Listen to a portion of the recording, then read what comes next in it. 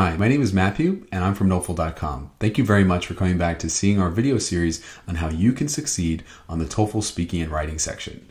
Each week, we take a submission, either from the writing task or the speaking task on our Noteful forum, and then we post it here on YouTube with a short review about how you can improve with a couple of tips from our expert instructors to show you how you can get 4 out of 4 for these particular questions and be able to succeed to get your 30 out of 30 for the speaking and the writing task. If you're interested in posting your work and having it reviewed here on YouTube, stay tuned until the end of the video, and then you're going to be able to know exactly how to do that, and then you'll be able to see other students' work so you can progress and succeed as quickly as possible. This week we're going to be going over this TOEFL speaking section. So we have an independent question here. We're going to listen to a submission that came in from last week, and then we're going to illustrate a couple of points through that recording to help you master this question. So it says, would you rather study online or in a classroom? Pretty straightforward and pretty direct. So we can rephrase our answer very quickly with a short introduction, which is to our advantage. Then we have more time for our examples. So let's listen to this week's submission and then take a look at how we can improve this particular question that was submitted, as well as progress by developing strategies and habits that we can use on the actual exam to get a perfect score. Let's take a listen. I prefer studying online for two reasons. First, to study at any time. For instance, I remember a few months ago, I decided to study TOEFL besides working. So I took online course from Kaplan College. I was able to manage my time between studying and working, since I could work in the morning and study in the evening. As a result, I didn't find any problem with studying or working. In addition, to save money, for instance, as I mentioned before, I took online courses from Kaplan. I only paid $200. However, my friend who attended Kaplan College, she spent more than $2,000, and so that's why I feel that. Okay, so I want to use this recording to bring up a couple of points. The first tip that I want to bring up is to slow down. So for this particular student, it's not just them, it's actually a lot of different students making the same mistake. We don't realize when we're rushing, when we're nervous or we're stressed, we kind of just go through the whole entire response without even thinking about it. Sometimes when we get stressed and anxious and we're overwhelmed, we can't hear ourselves. And then it makes it very, very difficult to assess ourselves. And a lot of students get frustrated because they think they did well, they get a fair score, and then they feel disappointed when they get their test results. I don't want that to happen to you. So the first thing that I want you to practice is developing your own transcript. I developed a transcript here just for the first part. We don't need to do it for the whole thing for this purpose because it's going to be the same thing throughout, and the strategy will work for each question every time that you're going to speak and practice for the TOEFL speaking section. When you hear a native speaker, generally, especially a lecturer or someone who's giving a presentation, they're always going to be pausing. They're going to be pausing not for effect, but so you can understand them. We have 45 seconds. You do have a lot of content to say, but that doesn't mean you shouldn't pause. We're not pausing for more than one brief second. So what we hear in this recording is a very long sentence. There's no pause, there's no break. It's as if there's no punctuation whatsoever. How do we alleviate that? We have to put natural pauses at the end of each independent clause. This is what it sounds like when we don't have natural pauses. I prefer studying online for two reasons. First, to study at any time. For instance, I remember a few months ago I decided, you're not really following along with me. If there was no transcript, it would be much harder for you to do that. And it would be very difficult and kind of frustrating to try to understand what I'm saying. If the TOEFL grader hears that, they're probably going to give a fair score because they're not going to be able to hear the content, even if the content is fantastic. So, as a practice, this is what we're going to do. At the end of each independent clause, we're going to have a pause. So let's try. I prefer studying online for two reasons. First, to study at any time. For instance, I remember a few months ago, I decided to study TOEFL besides working, so I took an online course from Kaplan College. You see, I didn't pause too long. Some of you might hesitate, some of you might stutter and have interrupted speech. No problem. Some of you might go over time because we're pausing. No problem.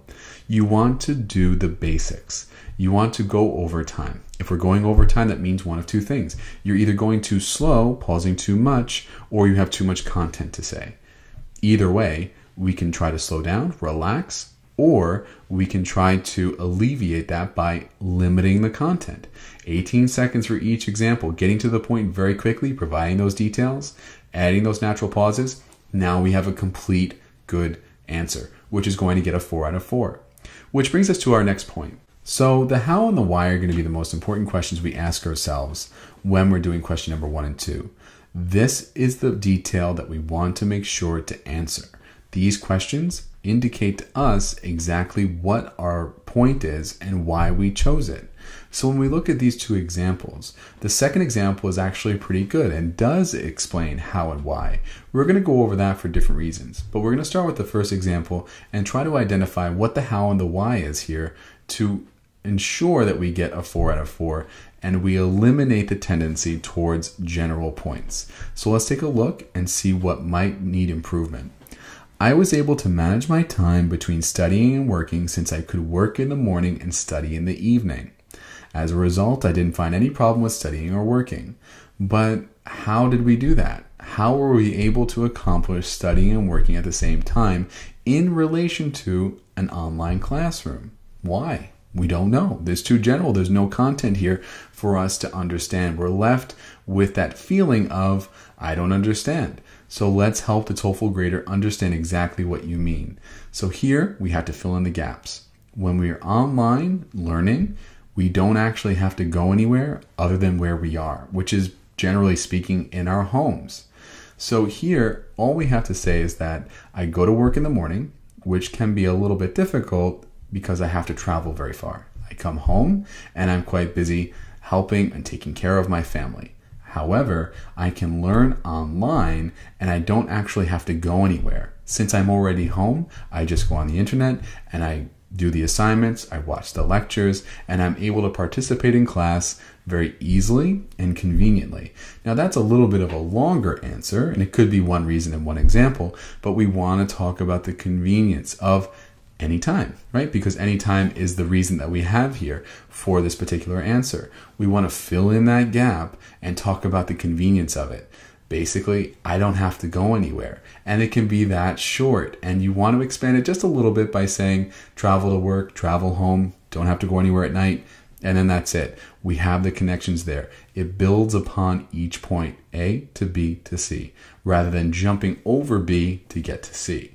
So you want to examine that each time that you come up with an example for question 1 and question 2. For example 2, I think that this is really good in terms of developing content and making a good contrast. The only issue I have here is that we're talking about Kaplan twice, which might be interpreted as repetitious. So what I would distinguish here is that online courses with Kaplan and the college, not necessarily Kaplan College, but we can just say a local university or an actual physical location. But why was the tuition cheaper? We can say online classrooms are cheaper because there's no actual physical place where the tuition goes to, right? If we're online, there's no classroom because it's our own computer and the internet. But if we go to the actual classroom, the tuition goes towards paying the teacher and the environment and everything else involved with the actual physical school. So we can always expand those details in that way as well. As it is now, it's fine. We just want to distinguish between Kaplan School and Kaplan College online and the actual physical place. So whenever you're coming up with your content, always ask how and why. Always distinguish between your examples so they're clear and effective. Pause, have natural pauses here, and pace yourself better. This is going to be the key to getting a high score. When you go through each question carefully and in a detailed way and develop that habit each day, this is the road to actually getting a 4 out of 4 on the first 2 questions and getting out of that fair range that a lot of students find themselves in. So identify your weak points, where it's general and where it's too vague. Write out your answer, and that's going to be a little bit more easy for you to identify those points that might be too general and vague and what might be getting you a fair score. So I hope this helped, and I hope that you learned something. If you're interested in posting your work for review, stay tuned because we're going to go over that next. So this response was fairly good in the sense that when we make clear adjustments, we're able to get a better answer. So there's always good answers hiding behind general fair answers. So in this case, it would get a 2.5 to 3, but only because of pacing, the speed. We want to fix a couple of grammatical points, and we want to make sure our answers are more clear and distinguished between each one, as well as answering the how and the why. Don't throw out your example because it's too general. Dig a little bit deeper, and you're going to find the answer within that gap. Remember, the gaps are going from point A to point C without making a clear connection. Find that point B. What is the connection? What's the how? What's the why? And how can you bring it together to develop a clear, effective answer? If you want more of your work to be reviewed here on YouTube, if you want to see other students' work and get more practice for question 1 and 2 in speaking and question 2 in writing, stay tuned because we're going to go over exactly how to do that and how to access the TOEFL forum. I want you to click the link below, subscribe to our channel, and you're going to see each week that we come back here and we review a student's work for the TOEFL writing or the TOEFL speaking section. You'll be able to create a free account at TOEFL forum in the link below, and then you'll be able to access all of the essays and all the recordings that we've been doing over the past year, and that's going to help you to succeed and for you to get over the obstacles of the actual TOEFL itself, so you can be another success story that we have on our site. If you have any questions, of course, you can always email us at studenthelp@nofl.com, and we'll take care of any doubt or issue that you might have as quickly as we possibly can. So in the meantime, good luck with your studies, and we'll look forward to seeing you next week.